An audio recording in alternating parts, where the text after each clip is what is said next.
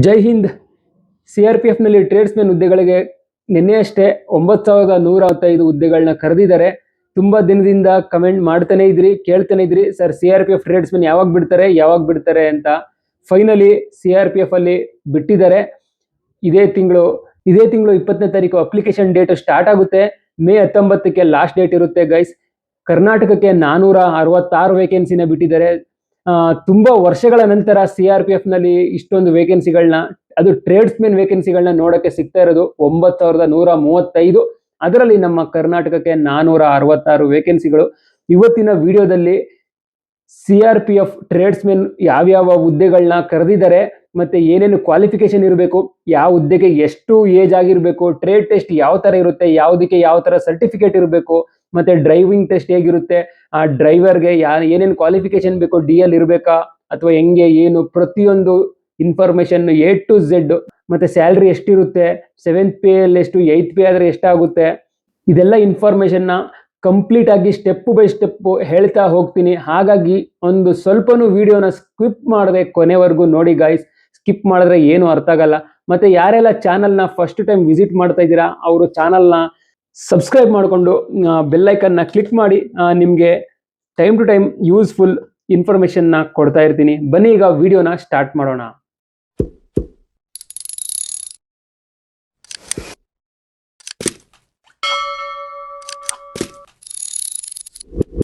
ನೀವಿಲ್ಲಿ ನೋಡ್ತಾ ಇರ್ಬೋದು ಗೈಸ್, ನಿನ್ನೆ ಅಷ್ಟೇ ನೋಟಿಫಿಕೇಷನ್ ಔಟ್ ಆಗಿದೆ. ಕಾನ್ಸ್ಟೇಬಲ್, ಟೆಕ್ನಿಕಲ್ಲು, ಟ್ರೇಡ್ಸ್ಮೆನ್ನು ಮತ್ತು ಪಯೋನಿಯರ್ ಮೇಲ್ ಆ್ಯಂಡ್ ಫೀಮೇಲ್ ಹುದ್ದೆಗಳಿಗೆ ಅರ್ಜಿಯನ್ನು ಕರೆದಿದ್ದಾರೆ. 20ನೇ ತಾರೀಕು ಅಪ್ಲಿಕೇಶನ್ ಸ್ಟಾರ್ಟ್ ಆಗುತ್ತೆ. ಮತ್ತು ಲಾಸ್ಟ್ ಡೇಟ್ ಬಂದು ಮೇ 19, ಮುಂದಿನ ತಿಂಗಳು. ಡೇಟ್ ನೆನ್ಪಿಟ್ಕೊಳ್ಳಿ, 20/4/2026 application start date. 19 May 2026 last date submit ಮಾಡೋದಕ್ಕೆ. ಲಾಸ್ಟ್ ಡೇಟ್ವರೆಗೂ ವೆಯ್ಟ್ ಮಾಡಿಬಿಡಿ. ಬೇಗ ಅಪ್ಲಿಕೇಶನ್ನ ಅಪ್ಲೈ ಮಾಡಿ ಆನ್ಲೈನ್ ಮೋಡಲ್ಲಿ ಅಪ್ಲೈನ ಮಾಡಬೇಕಾಗುತ್ತೆ. ಪೇ ಸ್ಕೇಲ್ ಬಗ್ಗೆ ಮಾತಾಡೋದಾದರೆ, ಲೆವೆಲ್ 3ಯಲ್ಲಿ ಸ್ಯಾಲ್ರಿ ಸಿಗುತ್ತೆ. ಬೇಸಿಕ್ ಪೇ 21,700ರಿಂದ 69,100 ರೂಪಾಯಿ ಸ್ಯಾಲ್ರಿ ಇರುತ್ತೆ. ಇದರ ಜೊತೆಗೆ risk ಅಲೌನ್ಸು, TA, DA, HRA, TPT ಇದೆಲ್ಲ ಸಿಗುತ್ತೆ. ವೇಕೆನ್ಸಿ ಬಗ್ಗೆ ಮಾತಾಡೋದಾದರೆ, ಕಾನ್ಸ್ಟೇಬಲ್, ಟೆಕ್ನಿಕಲ್ ಮತ್ತು ಟ್ರೇಡ್ಸ್ಮೆನ್ನು ಟೋಟಲ್ 9,175 ಹುದ್ದೆಗಳು. ಬಂಪರ್ ಲಾಟ್ರಿ ಅಂತಲೇ ಹೇಳ್ಬೋದು. CRPF ಒಂದೇ ಡಿಪಾರ್ಟ್ಮೆಂಟಲ್ಲಿ ಇಷ್ಟೊಂದು ವೇಕೆನ್ಸಿನ ಕರೆದಿದ್ದಾರೆ. ಅದರಲ್ಲಿ ಮೇಲ್ಗೆ 9,096 ವೇಕೆನ್ಸಿ, ಫೀಮೇಲ್ಗೆ 79 ವೇಕೆನ್ಸಿನ ಕರೆದಿದ್ದಾರೆ. ಈಗ ಯಾವ ಹುದ್ದೆಗಳಿಗೆ ಎಷ್ಟೆಷ್ಟು ವೇಕೆನ್ಸಿ ನಮ್ಮ ಕರ್ನಾಟಕ ಕ್ಯಾಂಡಿಡೇಟ್ಗಳಿಗೆ ಬಿಟ್ಟಿದ್ದಾರೆ ಅಂತ ಹೇಳ್ತೀನಿ ನೋಡಿ. ಬ್ಯಾಂಡ್ ಹುದ್ದೆಗೆ 6 ವೇಕೆನ್ಸಿನ ಬಿಟ್ಟಿದ್ದಾರೆ. ಬಾರ್ಬರ್ ಹುದ್ದೆ, ಬಿಗುಲರ್ಗೆ 59 ವೇಕೆನ್ಸಿ, ಕೋಬ್ಲರ್ಗೆ 9 vacancy, cook 71 vacancy, carpenter 7 vacancy, driver 177 vacancy, ಮಾಲಿ 7, motor mechanic vehicle 36 vacancy, pipe band 2 vacancy, painter 4,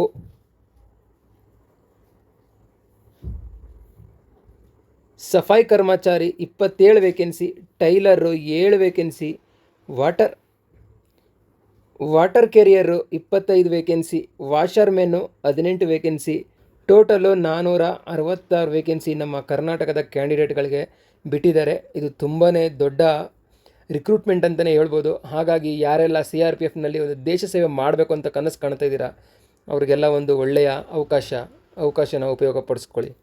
ಫೀಮೇಲ್ಗೆ band ಹುದ್ದೆಗಳಿಗೆ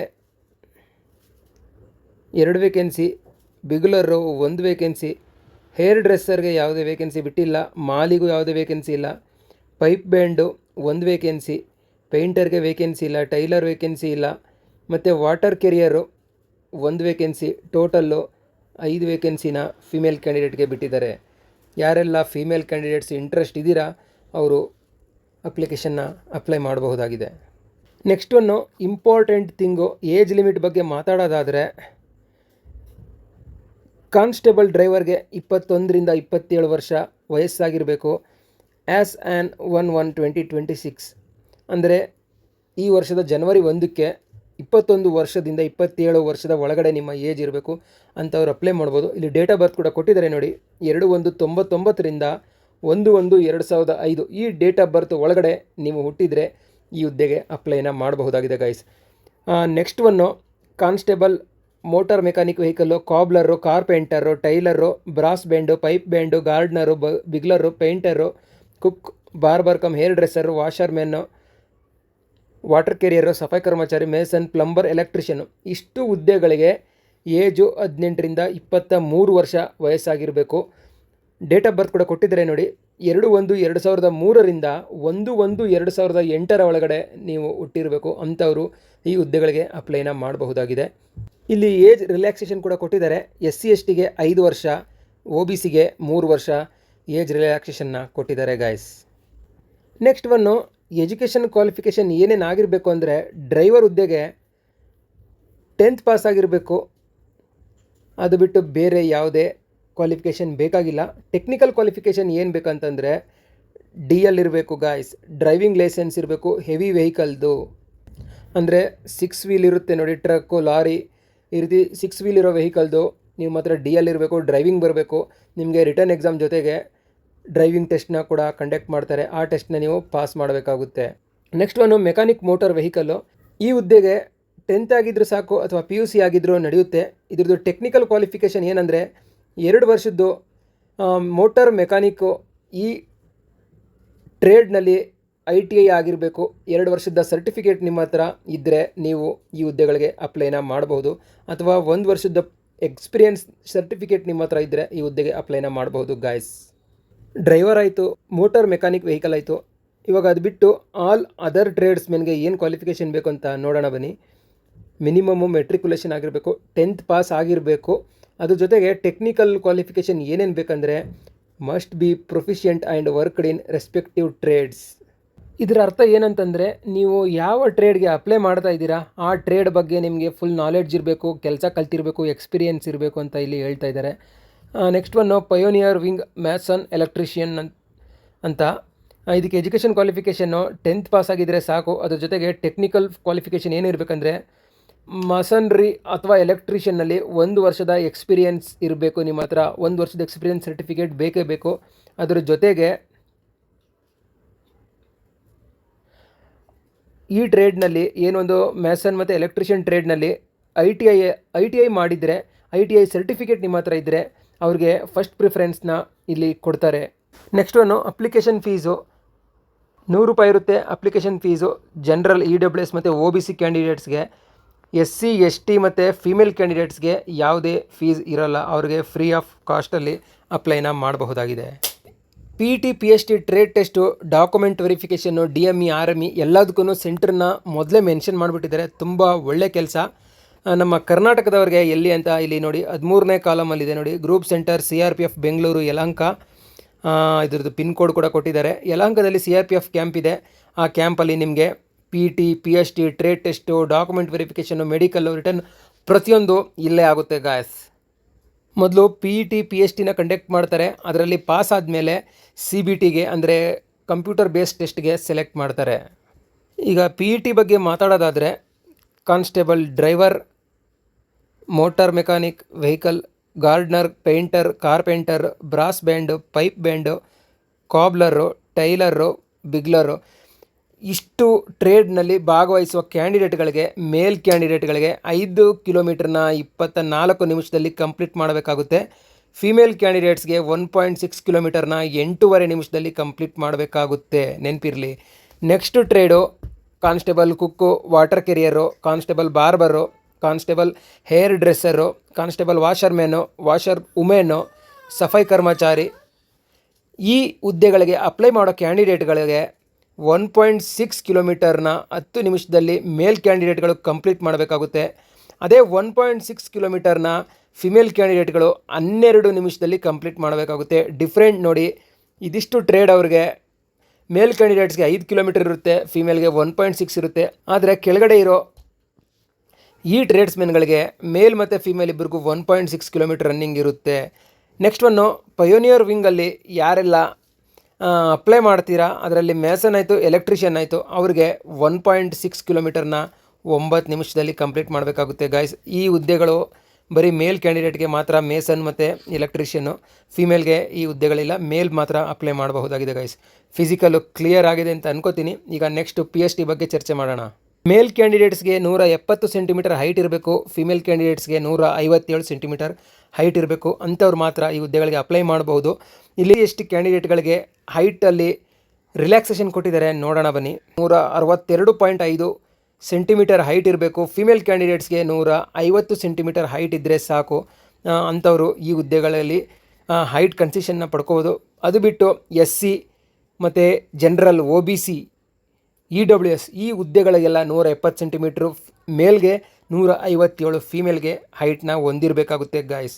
ಮತ್ತು ಯಾರೆಲ್ಲ ಮರಾಠಸ್ ಇದ್ದೀರಾ ಅವರಿಗೆ 165 ಸೆಂಟಿಮೀಟ್ರ್ ಇದ್ದರೆ ಸಾಕು, ಫೀಮೇಲಲ್ಲಿ 155 ಸೆಂಟಿಮೀಟ್ರ್ ಇದ್ದರೆ ಸಾಕು. Next chest measurement normal 80 centimetre ಇರಬೇಕು. ಎಕ್ಸ್ಪೆಂಡ್ ಮಾಡಿದಾಗ 5 ಸೆಂಟಿಮೀಟ್ರ್ ಎಕ್ಸ್ಪೆಂಡ್ ಆಗಿ ಟೋಟಲ್ಲು 85 ಸೆಂಟಿಮೀಟರ್ ಇರಬೇಕು ಗಾಯ್ಸ್. ಇದರಲ್ಲೂ ಕೂಡ ST ಕ್ಯಾಂಡಿಡೇಟ್ಸ್ಗೆ ರಿಲ್ಯಾಕ್ಸೇಷನ್ ಇದೆ. 76 ಸೆಂಟಿಮೀಟ್ರ್ ನಾರ್ಮಲ್ಲು, 5 ಸೆಂಟಿಮೀಟ್ರ್ ಎಕ್ಸ್ಪೆಂಡ್ ಮಾಡಿ ಟೋಟಲ್ 81 ಇರಬೇಕಾಗುತ್ತೆ. ಮರಾಠಸ್ಗೆ ಇಲ್ಲಿ ಕೊಟ್ಟಿದ್ದಾರೆ ಕನ್ಸಿಷನ್ನ 78 + 5 ಸೆಂಟಿಮೀಟರ್. ವೆಯ್ಟ್ ಬಗ್ಗೆ ಮಾತಾಡೋದಾದರೆ, ವೆಯ್ಟ್ ಬಂದು ನಿಮ್ಮ ಹೈಟ್ಗೆ ತಕ್ಕಂತೆ ಏನೋ ಒಂದು ಚಾರ್ಟ್ ಇರುತ್ತೆ. ಆ ಚಾರ್ಟ್ಗೆ ತಕ್ಕಂತೆ ನಿಮ್ಮ ಹೈಟ್ಗೆ ಎಷ್ಟಿದೆ ಅಷ್ಟಕ್ಕೆ ವೆಯ್ಟ್ ಇರಬೇಕಾಗುತ್ತೆ ಗೈಸ್.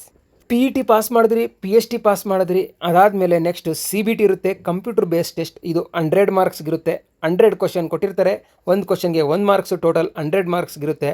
ಅದರಲ್ಲಿ ನಿಮಗೆ 4 ಪಾರ್ಟ್ ಇರುತ್ತೆ, ABCD. ಪಾರ್ಟ್ ಎಲ್ಲಿ ಜನರಲ್ ಇಂಟೆಲಿಜೆನ್ಸ್ ಆ್ಯಂಡ್ ರೀಸನಿಂಗ್ ಇರುತ್ತೆ, 25 ಕ್ವಶನು, 25 ಮಾರ್ಕ್ಸ್ ಇರುತ್ತೆ. ಸೆಕೆಂಡ್ ಪಾರ್ಟಲ್ಲಿ general knowledge and general awareness ಇರುತ್ತೆ. ಇದರಲ್ಲೂ ಕೂಡ 25 ಕ್ವಶನ್ ಇರುತ್ತೆ, 25 ಮಾರ್ಕ್ಸ್ನ ಕೊಡ್ತಾರೆ. ಥರ್ಡಲ್ಲಿ ಎಲಿಮೆಂಟ್ರಿ ಮ್ಯಾಥ್ಸ್ ಇರುತ್ತೆ, 25 ಕ್ವಶನ್ ಇರುತ್ತೆ, 25 ಮಾರ್ಕ್ಸ್ ಕೊಡ್ತಾರೆ. ಲಾಸ್ಟಲ್ಲಿ ಇಂಗ್ಲೀಷ್ ಹಿಂದಿ ಇರುತ್ತೆ, 25 ಕ್ವಶನ್ನು, 25 ಮಾರ್ಕ್ಸ್ ಇರುತ್ತೆ. ಟೋಟಲ್ಲು 100 ಕ್ವಶನ್ಸ್ ಆಯಿತು ಮತ್ತು 100 ಮಾರ್ಕ್ಸ್ನ ಕೊಡ್ತಾರೆ ಗೈಸ್. ಇದರಲ್ಲಿ ನೆಗೆಟಿವ್ ಮಾರ್ಕ್ ಕೂಡ ಇದೆ. ನೀವು ಒಂದು ಕ್ವಶನ್ನ ತಪ್ಪು ಮಾಡಿದ್ರೆ 0.25 ಮಾರ್ಕ್ಸ್ನ ಕಟ್ ಮಾಡ್ತಾರೆ. ಅಂದರೆ ನೀವು 4 ಕ್ವಶನ್ನ ತಪ್ಪು ಮಾಡಿದ್ರೆ ನಿಮಗೆ 1 ಮಾರ್ಕ್ಸ್ನ ಕಟ್ ಮಾಡ್ತಾರೆ. ಹಾಗಾಗಿ ಗಮನ ಇಟ್ಕೊಂಡು ಆನ್ಸರ್ನ ಮಾಡಿ ಗಾಯ್ಸ್. ಇಲ್ಲಿ ಸಿಲೆಬಸ್ ಕೂಡ ಕೊಟ್ಟಿದ್ದಾರೆ ನೋಡಿ. ಜನರಲ್ ಇಂಟೆಲಿಜೆನ್ಸ್ ರೀಸನಿಂಗಲ್ಲಿ ಯಾವ್ಯಾವ ಸಿಲೆಬಸ್ ಇದೆ ಅಂತ ಇದನ್ನೆಲ್ಲ ಹೇಳ್ತಾ ಹೋದರೆ ವಿಡಿಯೋ ತುಂಬ ಲೆಂತ್ ಆಗುತ್ತೆ. ಹಾಗಾಗಿ ಇದನ್ನು ಸ್ಕ್ರೀನ್ಶಾಟ್ ಮಾಡಿಕೊಂಡು ಯಾವ್ಯಾವುದು ಸಿಲೆಬಸ್ ಇದೆ ಅಂತ ಸಿಲೆಬಸ್ ಕವರ್ ಮಾಡ್ಕೊಳ್ಳಿ. Part 2 general knowledge and general ಅವೇರ್ನೆಸ್ಸಲ್ಲಿ ಯಾವ್ಯಾವ ಸಿಲೆಬಸ್ ಇದೆ ಅಂತ ನೋಡ್ಕೊಳ್ಳಿ. ಸ್ಕ್ರೀನ್ಶಾಟ್ ಮಾಡಿಕೊಂಡು ಸಿಲೆಬಸ್ಗಳನ್ನ ಕವರ್ ಮಾಡಿ. PET ಆಯಿತು, PST ಆಯಿತು, CBTನೂ ಕ್ಲಿಯರ್ ಮಾಡಿದ್ರಿ. Next step trade test, skill test ಅಂತ ಹೇಳ್ತೀವಿ. ಅದರಲ್ಲಿ ಬೇರೆ ಬೇರೆ ಟ್ರೇಡ್ ಅವ್ರಿಗೆ ಬೇರೆ ಬೇರೆ ಥರನೇ ಟೆಸ್ಟ್ ಇರುತ್ತೆ. ಯಾವ ಥರ ಟೆಸ್ಟ್ನ ಮಾಡ್ತಾರೆ ಅಂತ ಇಲ್ಲಿ ಕೊಟ್ಟಿದ್ದಾರೆ, ನೋಡೋಣ ಬನ್ನಿ. ಮೊದಲನೇದು ಡ್ರೈವರ್ಗೆ ನಾನು ಆವಾಗಲೇ ನಿಮ್ಗೆ ಹೇಳಿದೆ DL ಇರಬೇಕು, ಹೆವಿ ವೆಹಿಕಲ್ದು. DL ಜೊತೆಗೆ ಡ್ರೈವಿಂಗ್ ಟೆಸ್ಟ್ನ ಕೂಡ ಮಾಡ್ತಾರೆ. ಡ್ರೈವಿಂಗ್ ಟೆಸ್ಟಲ್ಲಿ ನಿಮಗೆ ಹ್ಯಾಂಡ್ಲಿಂಗು, ಡ್ರೈವಿಂಗು, ಪಾರ್ಕಿಂಗು ಮತ್ತು ಗಾಡಿ maintenance of lights, heavy vehicle etcetera ಇದಿಷ್ಟು ನಾಲೆಡ್ಜ್ ಇರಬೇಕು. ಗಾಡಿ ಯಾವ ರೀತಿ ಡ್ರೈವ್ ಮಾಡಬೇಕು ಮತ್ತು ಯಾವ ರೀತಿ ಗಾಡಿ ಪಾರ್ಕಿಂಗ್ ಮಾಡಬೇಕು, ಗಾಡಿ ಹೇಗೆ ಮೇಂಟೆನೆನ್ಸ್ ಮಾಡೋದು, ಹೆವಿ ವೆಹಿಕಲ್ಸ್ ಬಗ್ಗೆ ಫುಲ್ಲು ಕಂಪ್ಲೀಟಾಗಿ ನಿಮ್ಮ ಹತ್ರ ನಾಲೆಡ್ಜ್ ಇರಬೇಕಾಗುತ್ತೆ. ಇದಿಷ್ಟನ್ನ ಡ್ರೈವಿಂಗ್ ಟೆಸ್ಟಲ್ಲಿ ಮಾಡ್ತಾರೆ guys. Next one motor mechanic vehicle. ಇದರಲ್ಲೂ ಅಷ್ಟೇ ಆಟೋಮೊಬೈಲ್ಸ್ ಬಗ್ಗೆ ನಾಲೆಡ್ಜ್ ಇರಬೇಕು. Motor mechanic trade, handling of tools. ನಿಮಗೆ ಮೋಟಾರ್ ಮೆಕ್ಯಾನಿಕ್ ಬಗ್ಗೆ ಫಿಟ್ಟರ್ ಆಯಿತು, ಮೆಕ್ಯಾನಿಕ್ ಆಯಿತು, ಮತ್ತು ಟೂಲ್ಸ್ನ ಹೆಂಗೆ ಹ್ಯಾಂಡ್ಲಿಂಗ್ ಮಾಡೋದು ಇದ್ರ ಬಗ್ಗೆ ಎಲ್ಲ ನಾಲೆಡ್ಜ್ ಇರಬೇಕು. ನೆಕ್ಸ್ಟ್ ಒನ್ನು ಬಿಗುಲರ್ ಅಂದರೆ ಡಿಪಾರ್ಟ್ಮೆಂಟಲ್ಲಿ ನೀವು ಫೋಟೋದಲ್ಲಿ ನೋಡ್ತಾ ಇರ್ಬೋದು, ಇದನ್ನೇ ಬಿಗುಲರ್ ಅಂತ ಹೇಳೋದು. ಊದೋದು ಅಂತ ಹೇಳ್ತೀವಿ. ಡ್ರಿಲ್ ನಡೆಯುವಾಗೆಲ್ಲ, ಡ್ಯೂಟಿಗಳು ಮಾಡುವಾಗೆಲ್ಲ ಒಂದು ಬಿಗುಲ್ ಊದೋದು ಅಂತ. ಅದನ್ನು ಹೆಂಗೆ ಪ್ಲೇ ಮಾಡಬೇಕು, ಹ್ಯಾಂಡ್ಲಿಂಗ್ ಹೆಂಗೆ ಮಾಡೋದು, ಮೇಂಟೆನೆನ್ಸ್ ಹೆಂಗೆ ಮಾಡೋದು, ಇದ್ರ ಬಗ್ಗೆ ಎಲ್ಲ ನಿಮಗೆ ನಾಲೆಡ್ಜ್ ಇರಬೇಕು ಗೈಸ್. ನೆಕ್ಸ್ಟ್ ಒನ್ನು ಟೈಲರ್ಗೆ ಮೆಜರ್ಮೆಂಟ್ ಹೇಗೆ ತೊಗೊಳ್ಳೋದು, ಮತ್ತು ಕಟಿಂಗ್ ಯಾವ ಥರ ಮಾಡೋದು, ಸ್ಟಿಚಿಂಗ್ ಆಫ್ ಟೆರಿ ಕಾಟನ್ ಯೂನಿಫಾರ್ಮ್ನ ಹೇಗೆ ಸ್ಟಿಚಿಂಗ್ ಮಾಡೋದು, ಸಿವಿಲ್ ಬಟ್ಟೆಗಳನ್ನ ಹೇಗೆ ಸ್ಟಿಚಿಂಗ್ ಮಾಡೋದು, ಮತ್ತು ವಾಮ್ ಕ್ಲಾತ್ ಅಂತ ಬರುತ್ತೆ ಡಿಪಾರ್ಟ್ಮೆಂಟಲ್ಲಿ, ವಾಮ್ ಕ್ಲಾತ್ ಯೂನಿಫಾರ್ಮ್ ಅಂತ ಹೇಳ್ತಾರೆ. ಆ ಬಟ್ಟೆಗಳನ್ನ ಹೇಗೆ ಸ್ಟಿಚ್ ಮಾಡೋದು, ಇದ್ರ ಬಗ್ಗೆ ಎಲ್ಲ ಸ್ಟಿಚಿಂಗ್ ನಿಮಗೆ ಕಂಪ್ಲೀಟಾಗಿ ಬಂದರೆ ಈ ಹುದ್ದೆಗಳಿಗೆ ಅಪ್ಲೈನ ಮಾಡಬಹುದಾಗಿದೆ ಗೈಸ್. ನೆಕ್ಸ್ಟ್ ಒನ್ನು ಕಾಬ್ಲರ್ಗೆ ಶೂ ಪಾಲಿಷ್ ಮಾಡೋದು, ಹ್ಯಾಂಡ್ಲಿಂಗ್ ಆಫ್ ಟೂಲ್ಸು. ಅದರಲ್ಲಿ ಟೂಲ್ಸ್ ಬೇರೆ ಬೇರೆ ಥರ ಇರುತ್ತೆ. ಚುಚ್ಚೋದಕ್ಕೆ ಬೇರೆ, ಕಟ್ ಮಾಡೋದಕ್ಕೆ, ಹೊಲಿಯೋದಕ್ಕೆ ಬೇರೆ ಬೇರೆ ಟೂಲ್ಸ್ ಇರುತ್ತೆ. ಮತ್ತು ಲೆದರ್ ಬಗ್ಗೆ ನಿಮಗೆ ನಾಲೆಡ್ಜ್ ಇರಬೇಕು, ರಿಪೇರ್ ಮಾಡೋದು, ಸ್ಟಿಚಿಂಗ್ ಮಾಡೋದು, ಮತ್ತು ಹೊಸ ಶೂ ಮೇಕ್ ಮಾಡೋದು, ಇದ್ರ ಬಗ್ಗೆ ಎಲ್ಲ ಕಂಪ್ಲೀಟಾಗಿ ನಾಲೆಡ್ಜ್ ಇರಬೇಕು. ನೆಕ್ಸ್ಟ್ ಒನ್ನು ಕಾರ್ಪೆಂಟರಲ್ಲೂ ಅಷ್ಟೇ ಟೂಲ್ಸ್ ಬಗ್ಗೆ ನಾಲೆಡ್ಜ್ ಇರಬೇಕು. ಕಟಿಂಗು, ಮರನ ಹೇಗೆ ಕಟ್ ಮಾಡೋದು, ಫಿಟ್ ಹೇಗೆ ಮಾಡೋದು, ಪಾಲಿಶ್ ಹೇಗೆ ಮಾಡೋದು, ಫಿನಿಷಿಂಗ್ ಹೇಗೆ ಕೊಡೋದು ಅನ್ನೋದ್ರ ಬಗ್ಗೆ ಫುಲ್ಲು ನಿಮಗೆ ಟೆಸ್ಟ್ನ ತೊಗೋತಾರೆ ಗಾಯ್ಸ್. ನೆಕ್ಸ್ಟ್ ಒನ್ನು ಪೇಂಟರು ಅಷ್ಟೇ ನಿಮಗೆ knowledge of colours, paints, shades, painting of sine boards, painting and drawing, knowledge of spray painting of motor vehicle etcetera, ಇದೆಲ್ಲ ನಾಲೆಡ್ಜ್ ಇರಬೇಕು. ಕಲರ್ಗಳಾಯಿತು, ಪೇಂಟ್ಗಳು, ಶೇಡ್ಸ್ ನಾಲೆಡ್ಜ್ ಇರಬೇಕು. ಯಾವ ಕಲರ್ಗೆ ಯಾವ ಕಲರ್ ಸೇರಿಸಿದ್ರೆ ಇನ್ಯಾವ ಕಲರು ಕ್ರಿಯೇಟ್ ಆಗುತ್ತೆ, ಮತ್ತು ಮಿಕ್ಸಿಂಗ್ ಡಿಫ್ರೆಂಟ್ ಪೇಂಟ್ಸು ಅದ್ರ ಬಗ್ಗೆ ಎಲ್ಲ ನಾಲೆಡ್ಜ್ ಇರಬೇಕು. ಪೇಂಟ್ ಮಾಡಬೇಕು, ಡ್ರಾಯಿಂಗ್ ಎಲ್ಲ ಮಾಡಬೇಕು. ಇದೆಲ್ಲ ಬರೋದಾದರೆ ನೀವು ಪೇಂಟರ್ ಹುದ್ದೆಗಳಿಗೆ ಅಪ್ಲೈನ ಮಾಡಬಹುದು ಗೈಸ್.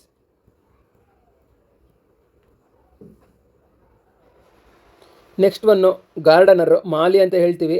ಮಾಲಿ ಅಂದರೆ ತೋಟಗಳಲ್ಲಿ ಗಿಡಗಳನ್ನ ನೆಡೋದು, ಗಿಡಗಳನ್ನ ಮೇಂಟೈನ್ ಮಾಡೋದು, ನರ್ಸರಿ ಇದ್ರ ಬಗ್ಗೆ ಎಲ್ಲ ನಾಲೆಡ್ಜ್ ಇರಬೇಕು. ಪ್ಲಾಂಟೇಷನ್ ಮಾಡೋದು, ಮೇಂಟೆನೆನ್ಸ್ ಮಾಡೋದು, ಮತ್ತು ನಾಲೆಡ್ಜ್ ಆಫ್ ಸೀಡ್ಸು, ಬೀಜಗಳನ್ನ ಹೇಗೆ ಬಿತ್ತೋದು, ಹೇಗೆ ಮೊಳಕೆ ಬರೆಸೋದು, ಪ್ರತಿಯೊಂದು ನಿಮಗೆ ನಾಲೆಡ್ಜ್ ಇದ್ದರೆ ಮಾಲಿ ಹುದ್ದೆಗಳಿಗೆ ಅಪ್ಲೈ ಮಾಡ್ಬೋದು.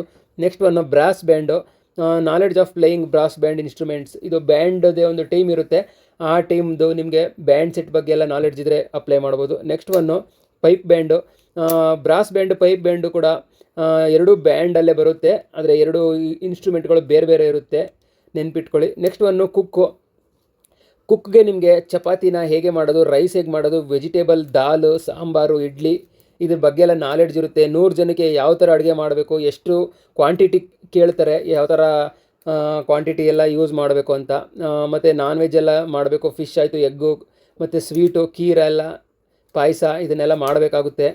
ಸೊ ಅಡುಗೆ ಮಾಡೋಕ್ಕೆ ಚೆನ್ನಾಗಿ ಬರೋರು ಕುಕ್ಗೆ ಅಪ್ಲೈ ಮಾಡಬಹುದು gas. Next one water career post ಮಾತ್ರ ಬೇರೆ ಇದೆ, ಆದರೆ ಇವ್ರ ಕೆಲಸನೂ ಕೂಡ ಕುಕ್ ಜೊತೆನೇ ಇವ್ರದ್ದು ಕೆಲಸ ಇರುತ್ತೆ. ಏನು ಕುಕ್ಗೆ ಇವಾಗ ಹೇಳಿದೆ ಅದೇ ಕೆಲಸ ವಾಟರ್ ಕೆರಿಯರ್ಗೂ ಇರುತ್ತೆ, ಟ್ರೇಡ್ ಮಾತ್ರ ಬೇರೆ ಇರುತ್ತೆ ವಾಟರ್ ಕೆರಿಯರ್ ಅಂತ. Next one hair dresser. ಬಾರ್ಬರ್ಗೆ ನಿಮಗೆ ಬಾರ್ಬರ್ ಶಾಪಲ್ಲಿ ಏನೇನು ಟೂಲ್ಸ್ ಇರುತ್ತೆ ಅದ್ರ ಬಗ್ಗೆ ಎಲ್ಲ ಫುಲ್ ನಾಲೆಡ್ಜ್ ಇರಬೇಕು.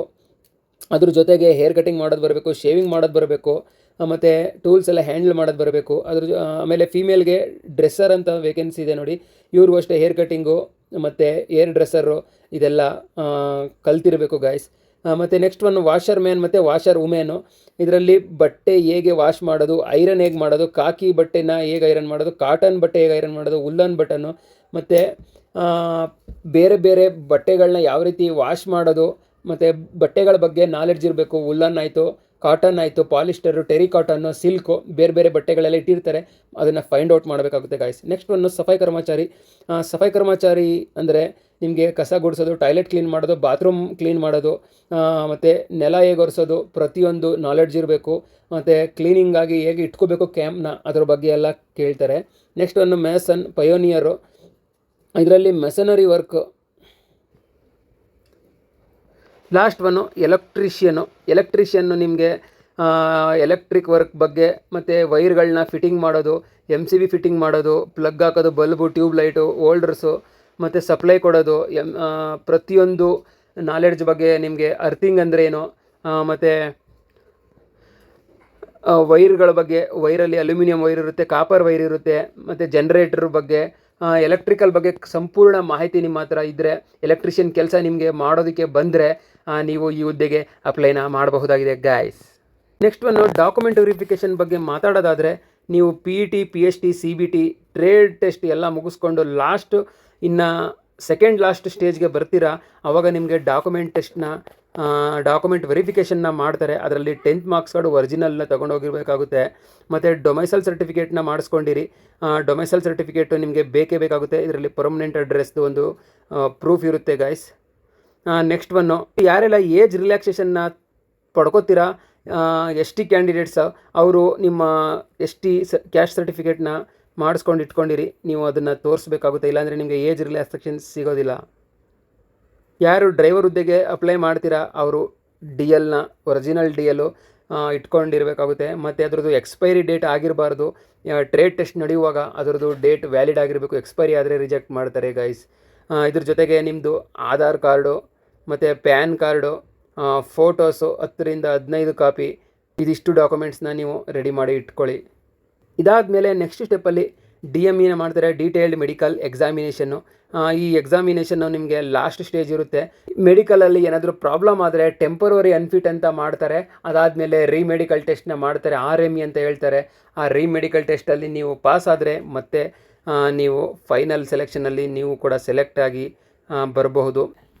ಹಲ್ಲಿನ ಟೆಸ್ಟ್ ಮಾಡ್ತಾರೆ, ಕಣ್ಣು, ಕಿವಿ, ಮೂಗು, ಮತ್ತು chest X-ray, blood test, urine, haemoglobin, heart health, ECG, thyroids, kidney, liver, HIV test, ಪ್ರತಿಯೊಂದು A to Z ಟೆಸ್ಟ್ನ ಮಾಡ್ತಾರೆ. ಅದಾದಮೇಲೆ ಡಿಫಾರ್ಮಿಟೀಸು, ಏನು ಕೂಡು ಮಂಡಿ, ಚಪ್ಪಟೆ ಪಾದ, ಡೊಂಕು ಕೈ ಅಂತೆಲ್ಲ ಹೇಳ್ತೀವಿ, ಇದನ್ನು ಟೆಸ್ಟ್ನೆಲ್ಲ ಮಾಡ್ತಾರೆ.